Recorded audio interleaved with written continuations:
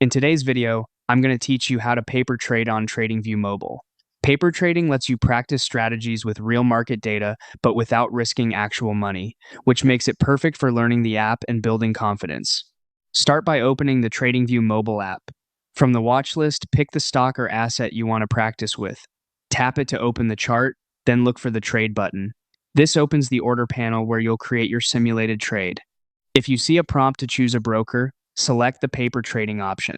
On many devices, it appears as TradingView Paper Trading.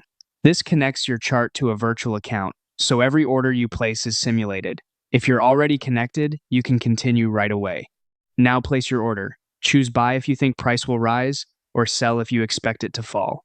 Set the quantity and, if available, pick an order type like market for immediate execution or limit to specify your entry price. Before you submit, set a take profit to lock in gains at a target level and a stop loss to cap potential losses.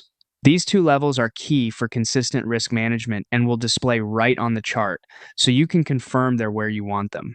After your order is sent, tap the broker icon at the bottom of the screen and then tap the account name to review your connection. If you ever need to switch or the app didn't connect to paper trading earlier, tap Connect Another Broker, choose Show All, and select Paper Trading. This ensures every trade you place remains in the simulated environment. That's it. Open TradingView Mobile.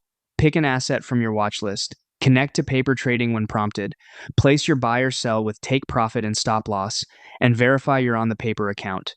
Practice here until your process feels smooth, and use the clear visual feedback on the chart to refine your entries, exits, and risk levels without putting real capital on the line.